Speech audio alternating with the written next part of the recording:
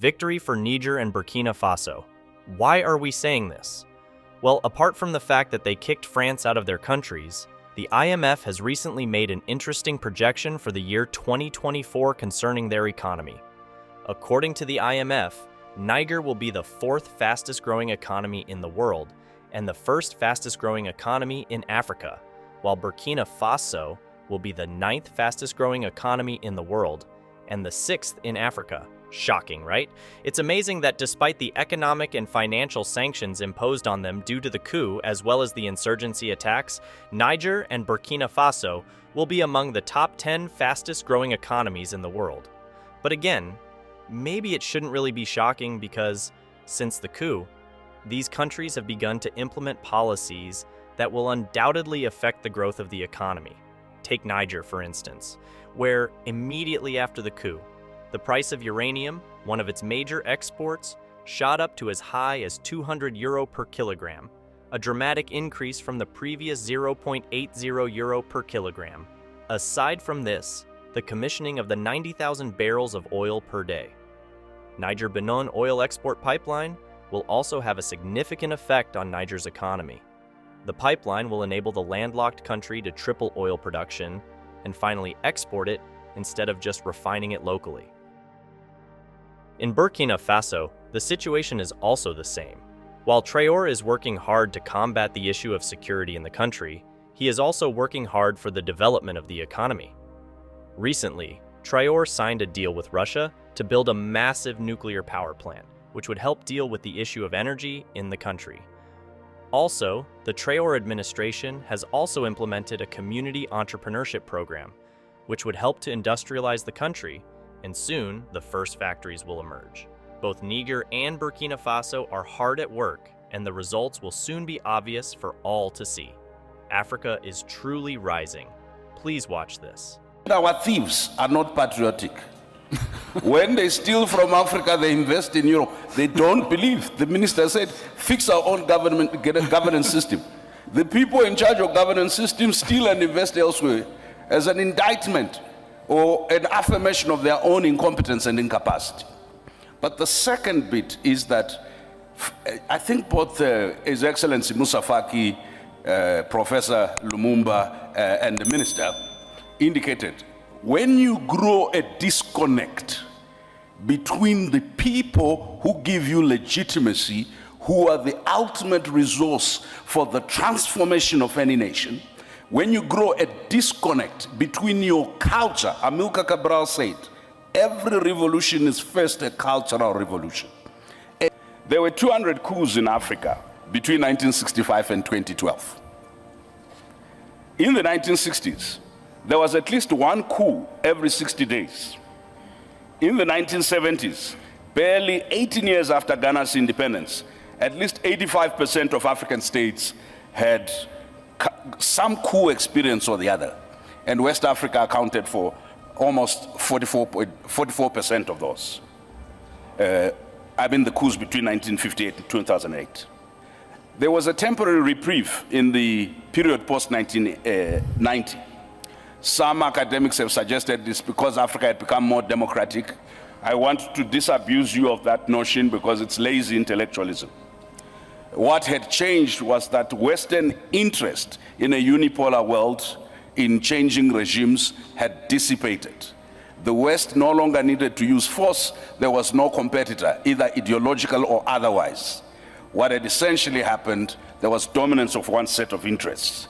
So as we reflect on unconstitutional change of government, it's not just mere tinkering at the local level, but it's also what explains the ouster of Nkrumah, the assassination of Lumumba, the assassination of Sankara, the assassination of Amilcar Cabral, the assassination of Samora Machel, the ouster of Sékou Touré. What is the fact? That in a unipolar world, the appetite to change had dissipated. As we see greater polarization between the West, the East, and the Middle, we're going to see once again an intensification of interference. First African country got independent 1957. There is not a single Jewish person who will allow you to forget the Holocaust. And in fact, there are crimes, not just in Israel, across the world against denial of the Holocaust. US foreign policy, Israeli foreign policy is very key. It's a central issue. Africans, for some reason, must forget something that happened 50 years ago, if you are Zimbabwe 80 years ago.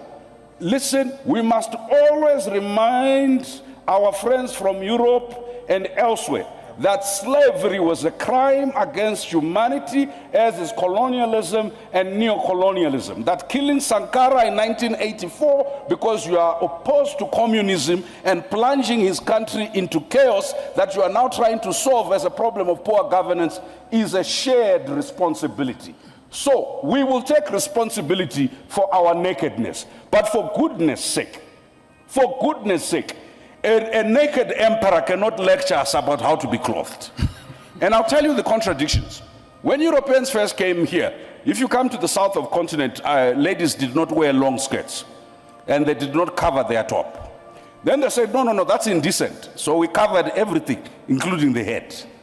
And then the Europeans have decided to go nude now. Now the dress code in Europe is pre-colonial Africa. And then when our kids try and dress up that way, we say it's an African.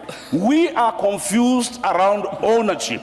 So lastly, Chairperson, the taboos. You see, Chairperson, we need to talk about global anti-black racism, the treatment of African migrant laborers in the Middle East, in the Arab world, and in the Asian world, and in Europe, is a matter for the African Union to constantly pronounce itself on. And I'm glad, Chairperson, you issued a statement on George Floyd, but I'm waiting for the African Union resolution from last January on reparations. There was a formal policy of the United States government in 2015 for reparations by companies behind the Holocaust. There needs to be, the conversation on reparations is not to be settled by African political elites, right? Today, Zimbabwe is paying back white commercial farmers reparations. But when you talk about any reparations, it's like the black body is not worth repair. What we must do is endure, be resilient, go forward, don't look back, trudge on. But today, with the scramble for Africa that PLO was talking about, they will interfere here, whether we put in place the right policies or we put in place the good governance. Why? They need the lithium. And if your right policy is not consistent with their green energy transition that they control, they will take you out and they will cause instability. We cannot do it as single countries. We are not uniting because it's the good thing to do. We are not uniting because it's the principled thing to do. If we don't unite, we will perish. If each one of our small countries, as economically unviable as we are, rush in order to prove distinctiveness, I'll tell you what will happen. We will be so fragmented intellectually, politically. Our institutions will have no meaning. Let me end with something more positive. I think Pan-Africanism flavor is alive today. You adults, you only listen when you have had a few glasses of wine to Afrobeat. And of course, you don't like this thing. They're always singing about body parts and so on and so forth. I want to suggest to you, one of the most revolutionary things that the African Union, under the leadership of the chairperson here, has done is to talk about arts, culture, and heritage, not as entertainment, not as add-on, but as part of imagining the future economy, is to talk about the digital, not as part of little things you do, but as part of building the economy. All that's left now is how do we defend African art, culture, and heritage, not only in Africa, but globally. How do we make sure it is the mainstream of AFCFTA, along with all the other big things we do? And how do we, in the digital economy, make sure we are not consumers of products that are produced elsewhere and not part of the production chain? Okay. If we do that, our Pan-Africanism is economic, our Pan-Africanism is cultural, our Pan-Africanism is intellectual, our Pan-Africanism is also spiritual. Just remember what Chinua Achebe said. We are not the children of Africa. We are the parents of Africa, because the Africa that we want is yet to be born. And we are the ones that history has charged with the responsibility to give birth to the Africa we want. So whatever we are frustrated with respect to the African Union, our responsibility is how do we make the normative frameworks and the institutions work, but how do we build the repository of expertise so that the African Union at any given time has access to the best brains, the best technical expertise in any field on the continent. The intervention in Iraq was couched in very benign terms.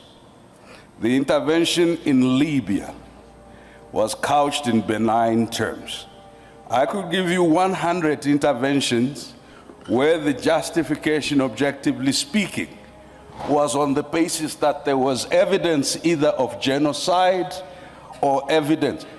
I'm sitting in Rwanda.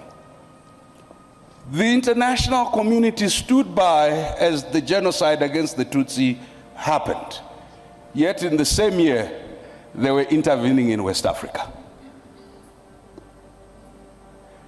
The construct of benign and malign is controlled and related to the question of narrative and strategic self-interest. We've often not paid enough attention, and thank you, Chairperson of the African Union, for educating us on how the international fora of decision-making, the Security Council, and other fora, including at some stage how we transact within the International Criminal Court and other platforms. That evidence, and that was my point, we don't control data, we don't control digital platforms, we therefore are not controlling narrative in both analog and digital forms. What can practically be done? We do need to speak to Europeans, not as victims, because the erasure of the contribution in European consciousness of Africans to modernity and civility has constructed a white supremacist view that sees the evolution of modernity as a singularly European contribution. And it is only now that our young researchers are beginning to excavate the contributions of black people, of Africans, towards inventions. Because until now, the province of economy was not the province of black people. In my country, in Zimbabwe, when land was taken, a British court gave a judgment that said, the question before them and who owned the land, they said, one thing is certain, it cannot be the native because the native has no sense of ownership. It was on that basis that land was taken. Number two, on the question of economics, even we pejoratively only talk about our people as informal law, informal economy, yet the informal economy is formal. That's how India developed through its cottage industry. We have a psychotic addiction to colonial definitions of what, and that's why Professor Ashraf is correct. It's not just a narrative about our contribution historically, it's a narrative about our contribution now.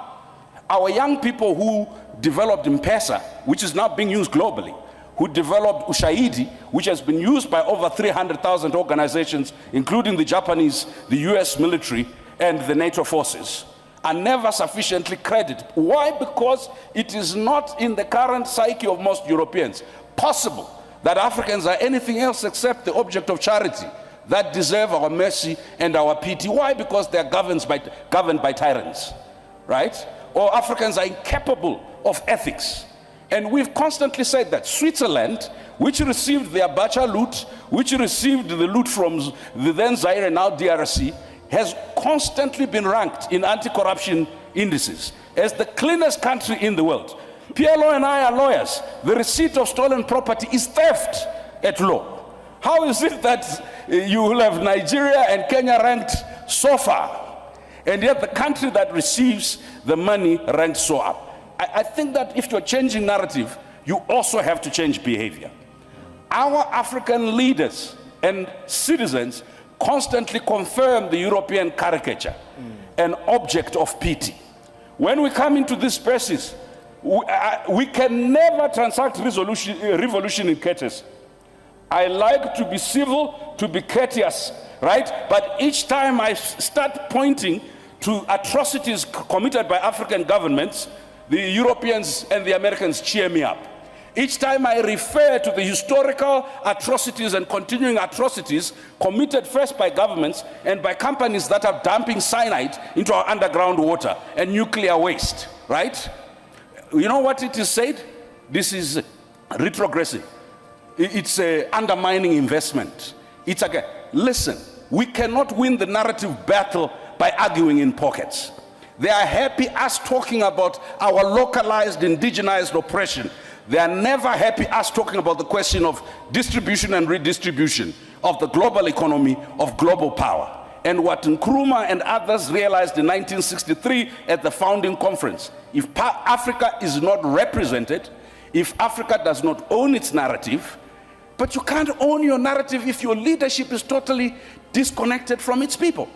You can't own your narrative if your intellectuals are totally disconnected. We have underinvested in rural areas and slums where the majority of our people are. In fact, we treat them as security threats and they are over-policed. Number two, we have underinvested in our academic and research institution. We'd rather bring McKinsey and bring Deloitte and Touch. They will help us do AU reform. Why? Because there are no African consultancies that we know. Even if they exist, we have no relationship with them to help us with AU reforms, with anything else. And this is not a pronouncement on McKinsey or Deloitte. It's a pronouncement on ourselves. We have not, as a leadership, begun to recognize that the native is capable of knowledge. The native is capable of economy. The native is capable of invention. You can't change the narrative if the starting premise is we're trying to be like Europe and to catch up. We can't change the narrative when we're constantly trying to learn from others without understanding, and I'll end with that, what William Tunga said, the former Chief Justice of Kenya. He says, let's not engage in this romanticist view that there can only be one way to learn. We first must indigenize knowledge. That's what I said, learn from our culture and traditions. Number two, we must diversify who we learn from. We can not only learn from the West, we need to learn from everybody who has something to teach. Number three, we must domesticate what we learn. If we're going to learn anything, let's domesticate. I think the chairperson and the minister said it's consciousness. Narrative is first and foremost by realizing self-worth, self-belief, and looking inward, so that when you look outward, it is to supplement not a vacuous state of nothingness and inferiority, but it is to supplement a very stable, solid foundation where your culture, where your values, where your value for people is important. Thank you. Wow. A people that cannot feed themselves, that depend on foreigners to feed them, will become slaves, either willingly or by force, until this continent assures its stomach infrastructure by its ability to feed itself, until this continent assures its mental infrastructure by the ability to think for itself and ideate. Then this continent will be thought for by others, fed by others. There's no liberty without these liberated intellectual zones and the ability to feed yourself. So interference happens because of our own inferiority and because of the supremacist views of others. I hope you enjoyed this presentation. Thank you for watching.